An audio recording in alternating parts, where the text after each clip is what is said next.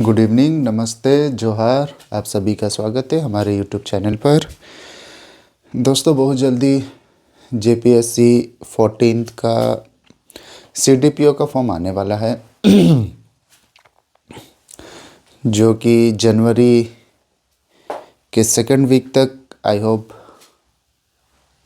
JPSC 14th CDPO का form आ जाए। तो अब हमारी जो तैयारी है वो रुकनी नहीं चाहिए। और कल मैंने किसी कारण से वीडियो नहीं डाल पाया था क्योंकि मैं थोड़ा अपने कर्तव्य पर, अपने ड्यूटी पर बिजी था।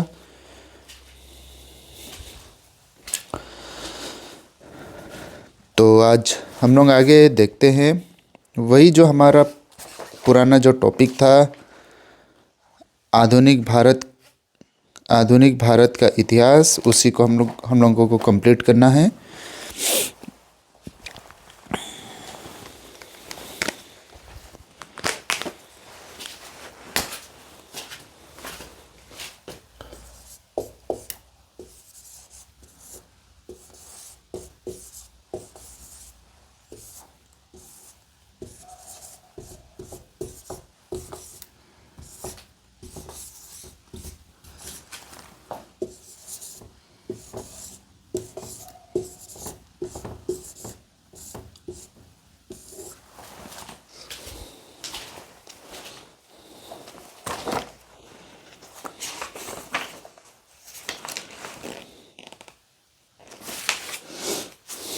आधुनिक भारत का इतिहास।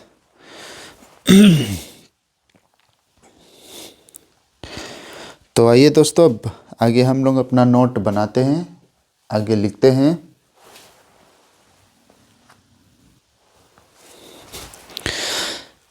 इंग्लिश कंपनी शेयर धारित कंपनी थी।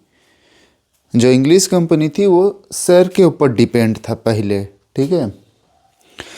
शेयर धारित कंपनी थी।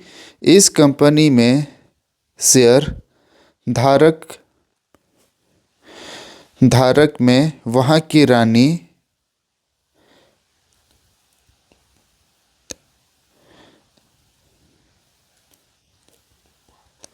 एल्जिबाथ, रानी जो है वो एल्जिबाथ थे, रानी जो है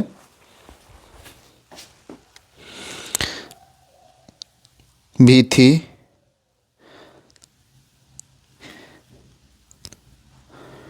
एल्जिबाथ भी थी। हल्की English east India company English east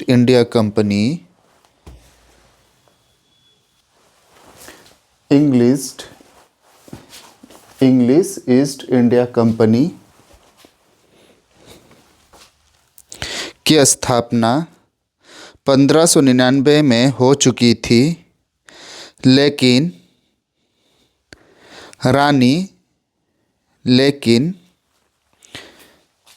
वहाँ की रानी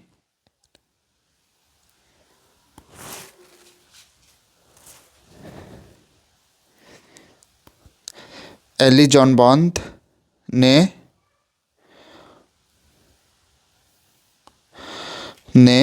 उन्हें परमिशन नहीं दिया था। जेम्स प्रथम ने 1609 में इस अनिश्चित काल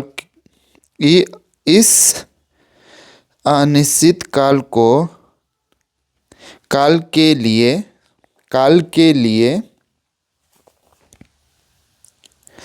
कर दिया गया। फिर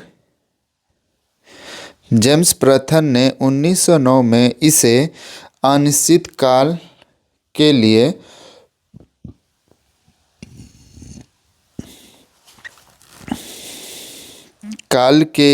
कर दिया गया।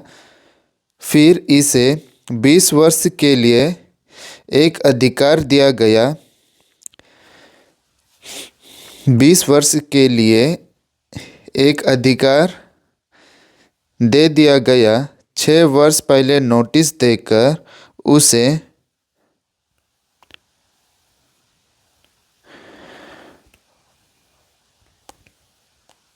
उस मोनोपॉलिसी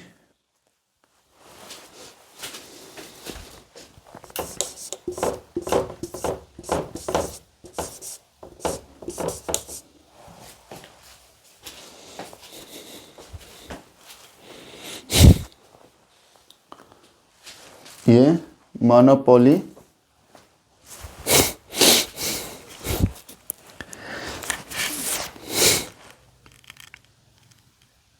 को ख़त्म करने का प्रावधान कर दिया गया।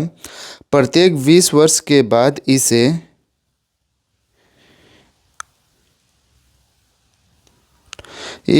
रिन्यूअल किया जाता था। रिन्यूअल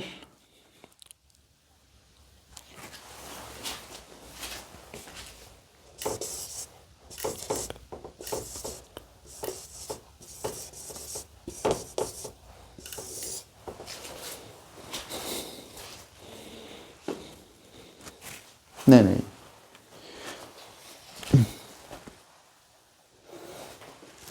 शुरू वर्ड मिस्टेक था मेरा थोड़ा। ये है रिन्यूअल किया जाता था।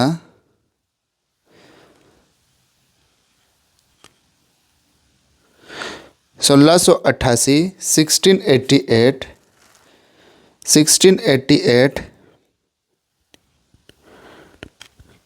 1688 विलियम एंड मैरी 20 वर्ष भारत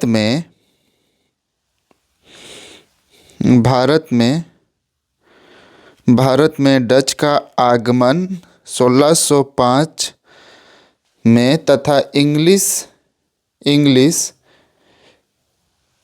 का भारत आगमन 1608 में हुआ था। भारत आने से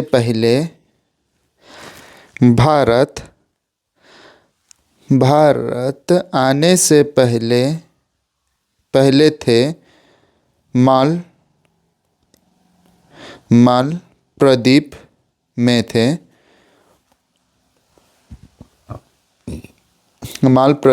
थे।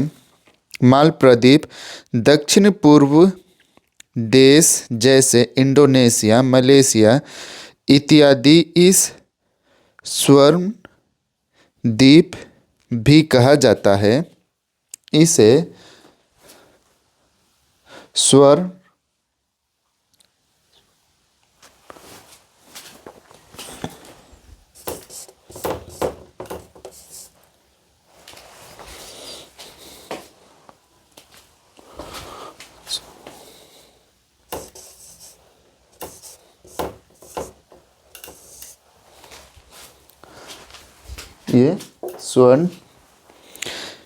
द्वीप भी कहा जाता है क्योंकि यह मामले का भंडार था। क्योंकि यहाँ मसालों का भंडार था। जो मैंने मामला बोल दिया था वो गलती से हो गया है। क्योंकि यहाँ मसालों का भंडार था, इसीलिए भारत से पहले यही थे। इन मसालों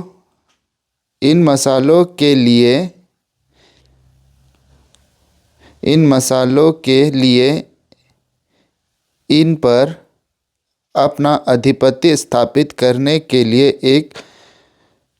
एक दूसरे से लड़ने लगे। अपना आधिपत्य स्थापित करने के लिए एक दूसरे से लड़ने लगे। आगे लिखिएगा अगला पॉइंट। 1599 में डच पहली बार इंडोनेशिया आए थे। इसीलिए उन्हें वहाँ की जलवायु के बारे में पता था। पहली बार इंडोनेशिया आए थे, इसीलिए उन्हें वहाँ की जलवायु के बारे में पता था। डाच ने डाच ने डाच ने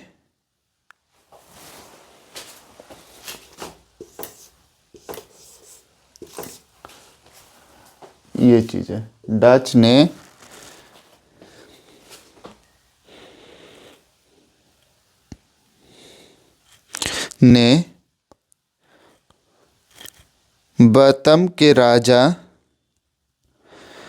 बतम का राजा से दोस्ती कर ली।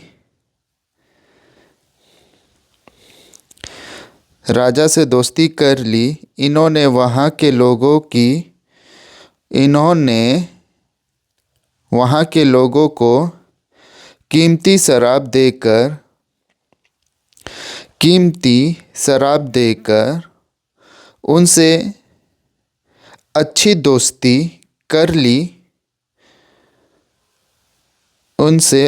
दोस्ती कर ली और उन्हें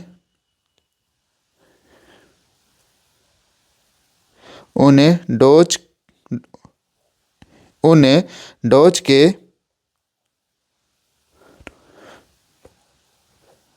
बसने में मदद की।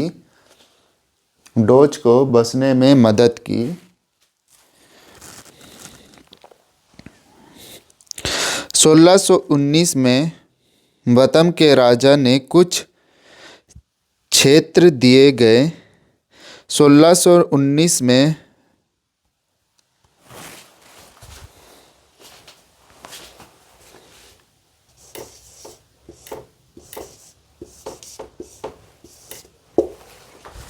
बतम के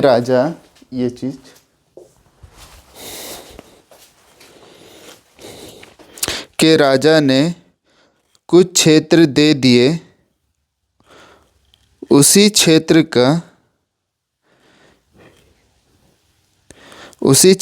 का विकसित कर एक नया शहर बनाया, जिसे बैटरबेरिया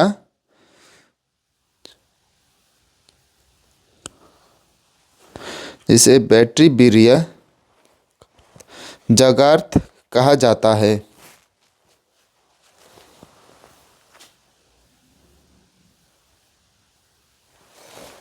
ये चीजें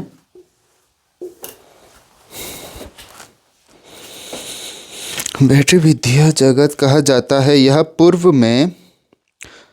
यह पूर्व में डच का मुख्यालय बना। इस बीच इंग्लिश तथा डच के बीच झगड़े होते रहते थे। जिसमें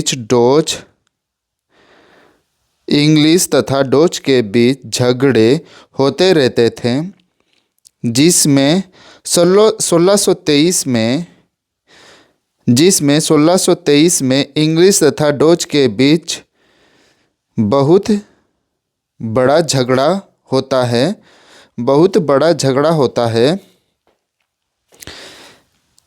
जिसमें बहुत ज़्यादा संख्या में इंग्लिश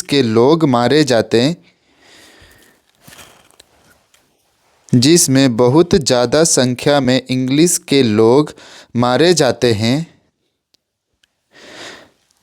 जिसमें अम्बोयन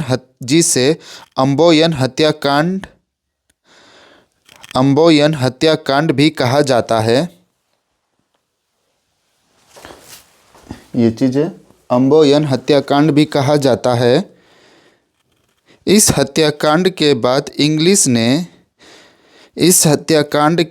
इंग्लिश ने निर्णय लिया कि वे इंडोनेशिया छोड़ देंगे। इस तरह अब वे भारत की ओर रुख करते हैं।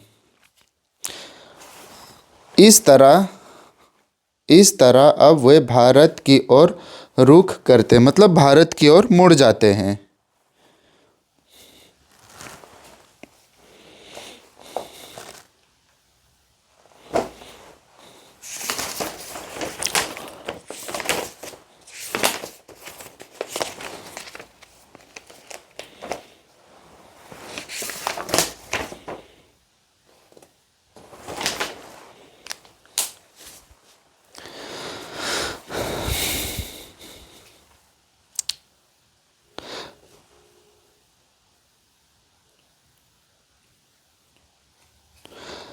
अब जो आगे हम लोग का है वो हम लोग कल देखेंगे। अपना ज़्यादा माइंड में प्रेशर अभी नहीं करना है, थोड़ा धीरे धीरे आराम से ही।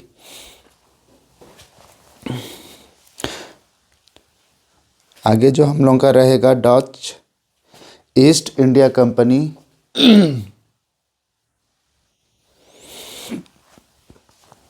मैं आप लोगों को आगे का अपडेट देते रहूँगा, और झारखंड दरोगा भी आने वाला है और उसका भी हम लोग तैयारी स्टार्ट करने वाले हैं। आई होप अगले मंथ से झारखंड दरोगा और जेपीएससी ये दोनों का होगा तैयारी। तो आप लोग हम लोग हमसे जुड़ते रहिए, मैं आप लोगों को अपडेट देते रहूँगा। आप लोग अपना नोट तैयार कीजिए।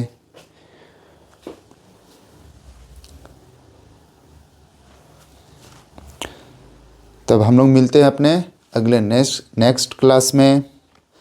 तब तक के लिए जोहार।